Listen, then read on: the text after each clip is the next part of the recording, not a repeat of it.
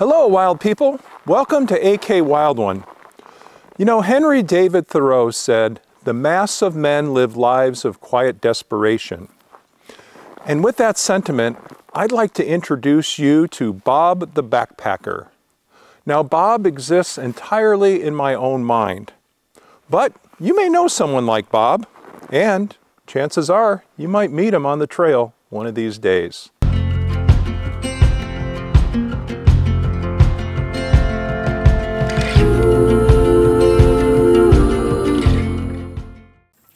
No one really knows what happened to Bob after that April morning. He seemed content as a clam, working at his office, Clips and Things, a cutting-edge paperclip company somewhere in a forgotten American city. His desk was his kingdom. It was located near the vending machines, and Bob often joked that having his food source and restroom so close, all his needs could be met within 20 feet of his cubicle. Bob was a model employee.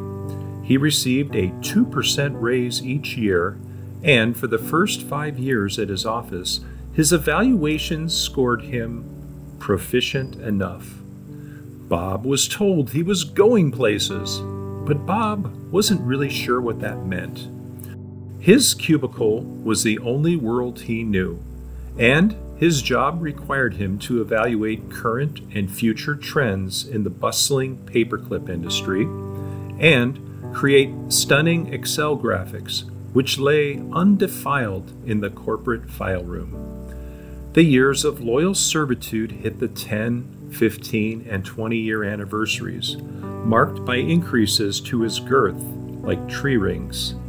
His bank account foundered. Bob lived alone with a little goldfish named Whispers. Each morning during the subway ride to work, Bob said quietly to himself, "Just a little more time." And he yearned for Fridays when he could sit on the couch guzzling Dr. Peppers and eating pizza rolls. But one day, Bob was gone, vanished, with only a few potato chip crumbs scattered beneath his cubicle.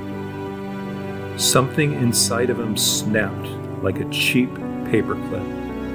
Some pondered that maybe Bob had been radicalized over the internet, or fell to drugs, alcohol, a loose woman, or maybe, just maybe, he joined a cult like the Hare Krishnas or the Methodists. He left behind only a quote by John Muir, "The mountains are calling and I must go." Many people thought that meant Bob had gotten lost in the bathroom, but a vigilant, stall-by-stall search proved fruitless. No, Bob had decided enough was enough.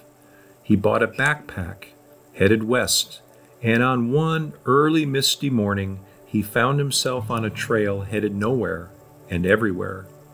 He left behind security for cold, lonely nights listening to the owls. He left behind pizza rolls and Dr. Peppers and his happy place on a couch for a raw cup of coffee on a brisk morning, seated on some boulder beaten by time. He left behind his paunch and that smoggy complexion. He found beauty in golden sunsets, security amongst the stars, and peace walking silently through the woods. Perhaps one day you might see Bob. He looks different now, like some forgotten castaway. He appears dangerous, devious, like something that sprouted from the bowels of the earth.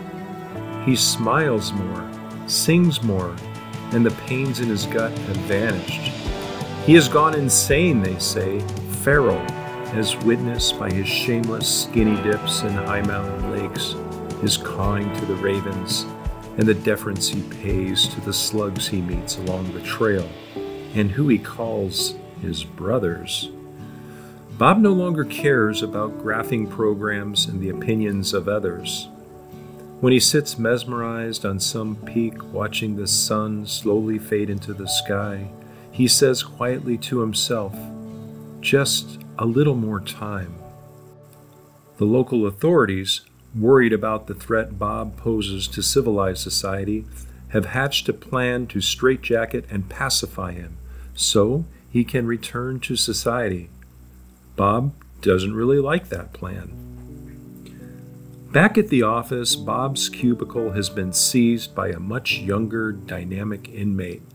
Sometimes this young man catches indignant snips about Bob, who has become something of a heretic in the accepted corporate history of clips and things. The young man dutifully accepts every assignment given to him, keeps his pencil sharpened and his calculator ready to go.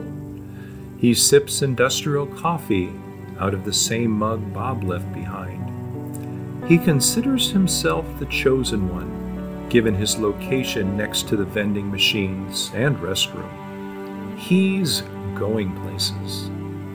One day, in a fit of sheer boredom, he opened the bottom drawer, and beneath a stack of papers full of paperclip graphs, he discovered a lone, crinkled piece of paper. He read it. The mountains are calling, and I must go.